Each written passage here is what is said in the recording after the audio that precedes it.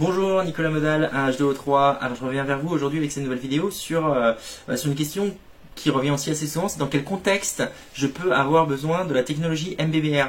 Alors pour moi, je vois trois cas qui sont vraiment représentatifs de l'intérêt de cette technologie. Le premier, c'est une station d'épuration existante, qu'elle soit municipale ou industrielle. Généralement, la majorité des stations d'épuration sont de type bout activé. Quand votre station d'épuration est arrivée à son maximum, à son nominal, que vous avez plus de pollution qui arrive que ce que peut traiter la station d'épuration, généralement vous allez avoir du mal à respecter les normes de rejet en sortie.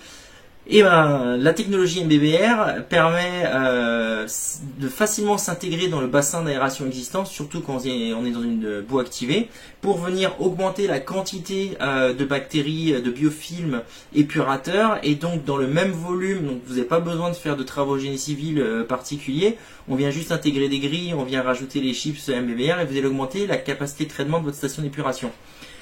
Le deuxième cas, c'est vous avez une norme qui change. Admettons, vous avez fait une station d'épuration pour traiter des CO et des BO, parce que c'était demandé comme ça jusqu'à maintenant.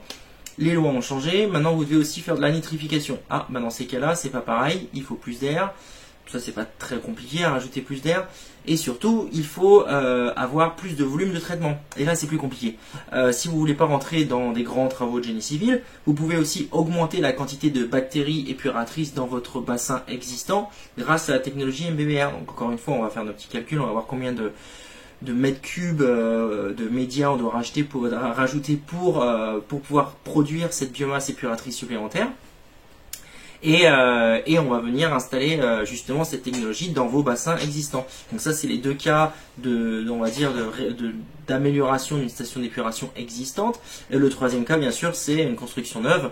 L'avantage de partir sur une technologie de type MBBR dès le début, c'est que ça va vous faire économiser de la surface au sol, hein, parce que dans un réacteur MBBR, on peut mettre quasiment 3 fois plus de biomasse épuratrice que dans un réacteur bout activé standard.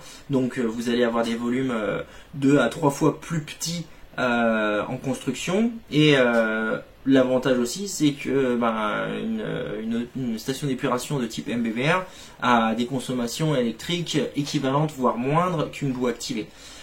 Donc ça, c'est les trois grands cas pour lesquels on peut avoir besoin de la technologie MBBR. N'hésitez pas si vous avez d'autres questions.